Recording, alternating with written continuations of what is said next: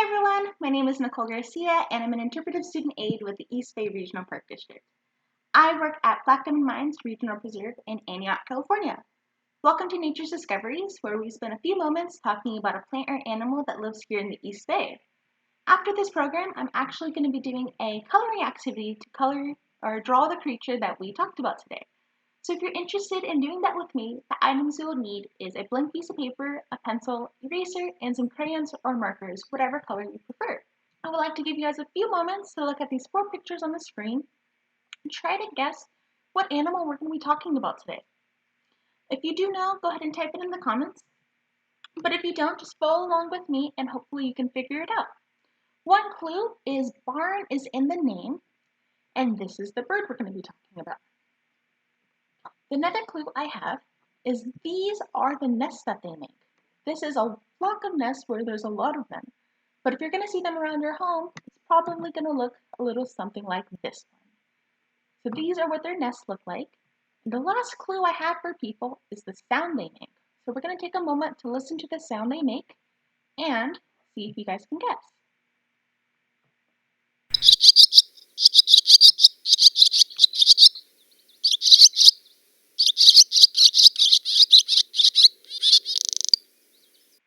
So, if you guessed barn swallow, you're absolutely right, because that's the bird we're going to be talking about today.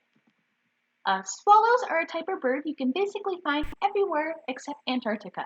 But today we're going to be talking about barn swallows, a type of bird you can definitely find in the East Bay. Barn swallows have a dark blue feathers on the top of their body, and then orange or white feathers, or a little bit of both, on their stomach, and then they also have this forked tail. They're also a very small songbird. Barn swallows weigh about 20 grams, which is the same as 8 pennies. So if you were to hold 8 pennies in your hand, it would be the same as holding a large barn swallow. And I think that's pretty cool because they're so small. They're also very fast. So these birds fly around all over our Americas, and they're able to do this quickly. They're able to fly 25 miles per hour, and they flap their wings 7 to 9 times a second. And I think that's pretty fast. And while they're in the air, they're also getting their food. So they're catching insects while they're flying around. And that's another reason humans like to have them around. So they're able to catch the pests that bother us and keep us safe from diseases. So while they're flying around, they actually cover a lot of distance. During breeding season, they stay in the North America area. And then when it gets a little bit colder towards like autumn, they end up going down to Central America. And then once it gets cold again, they come back up for spring. So they go back and forth, try to stay as comfortable as they can, going to the best places that have the environment for them. And while they're traveling around, a lot of their homes are made in barns, buildings, and human-made structures. So here is a adult barn swallow, so you can see the colors a little bit better. And they like to live a very comfortable life. So they do live with our humans in our structures, mostly on the outside, but they also live other places. In Latin, swallow means of the country. So swallows like to live in grasslands, the country, abandoned buildings, and they definitely avoid heavily wooded areas. This makes Black Diamond Mines a perfect place for them to go. We have our mines, our abandoned buildings, the office buildings we work in, and lots of grassland. So you'll probably be able to see a barn swallow if you come to our park.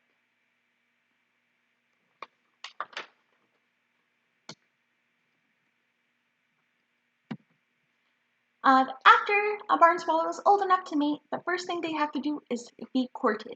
The males start the courtship by finding a female, and they sing to them, circle, fight, and for a few hours try to impress her to want to make a bond with him. And once they do finally have a bond, they will have a few broods together. After they're courted and they're done fighting, they decide to want to live together. The next step is making nests. And to make a nest, it's actually a group activity. The male and female will make the nest together. First, the male will normally go pick out a nest. Sometimes he may use an old nest, especially if they had really successful broods. Or They will refurbish a nest if they see one in a great spot for them to live. And they make their nests, they look kind of like cups that you can see here, and they're made out of soft materials like feathers, twigs, sticks, and lots of mud. Most of it is mud that they can carry back. And here is a flock of swallows that live together. And it's really beneficial for flocks to live together because they're so small. And when they're so small, they need a lot of them to protect themselves. So if a big predator like an owl or a hawk comes to get one of the swallows, they're able to work together to protect themselves. And they do this by dive bombing predators, and that's when all of them rush at the predator at once to scare them away. And this normally works because a whole bunch of little ones going after one, they can't attack them all. So after they're done building their nest, the next thing they have to do is lay their eggs.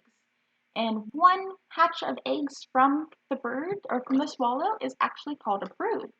And they will have about three broods in a season, and each brood has 3 to 6 eggs, and that's a lot of babies.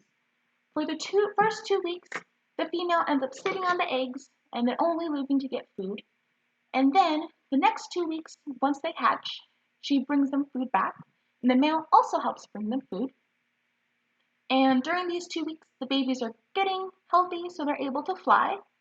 And once they're able to fly and learn how to live on their own, the couple of swallows will have another brood and make more babies. So they'll do this over and over until breeding season is done. And they're actually very nurturing parents, making sure that they get enough food and are able to fly before leaving the nest. Well, now that we've learned a little bit about swallows, I hope that you enjoyed it. The next step I would like to do is actually drawing one. So before we draw the barn swallow, I would like to go over the features it has one more time before we begin. So it has this long forked tail, its bright blue feathers on the top, and the orange or white bottom. And now we can draw the barn swallow. So we're going to start our barn swallow in pencil. You're going to start by drawing an oval for the face. And now we're going to do the underside. We're going to do like a swoop. You're going to want it to be kind of curved. And now from the top of the head, we're going to draw a kind of a straight line all the way back. This is going to include its tail. Next, we're going to do its wings. For the wings, you want to start below the head and kind of make similar to like a bat wing. For the second wing, make sure to start close to the head, so inside.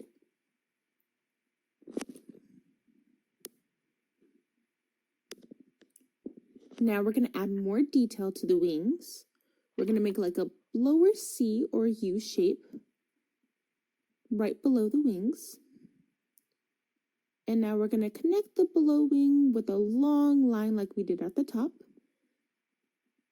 And now we're going to finish the tail, put a dot between the two long lines, and make a V. This is the forked tail. Now let's finish the wings. Make sure to connect both lines with a curved line. And now let's do the face, add a little beak and an eyeball. We'll come back to finish it. Now we're going to use our eraser. Go ahead and erase the stomach line that you can see. That's going to be covered by its wing.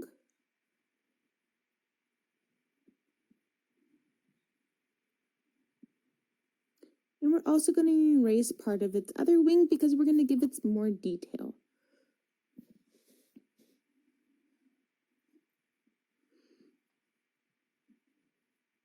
So for the lines we erased on the wing, go ahead and give like little fluffy texture to them.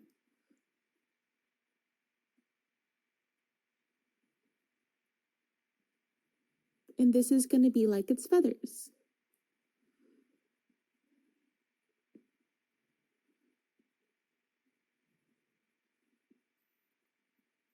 Go ahead and add kind of like an ocean line in between the wings.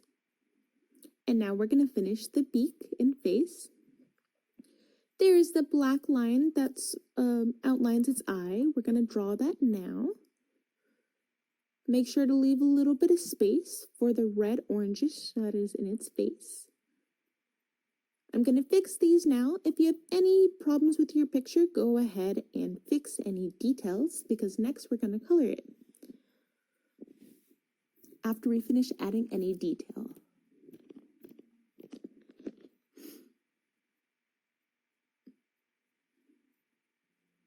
So now add a little triangle to its back, and this is kind of like its backbone.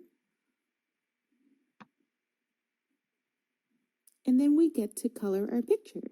So you can see here I did red for its face, black around its eyeball, blue for its back, the purple because I didn't have a darker blue, and orange for the stomach. So I hope everyone enjoyed today's Nature's Discoveries. If you did, you can join me next Saturday at 2 p.m.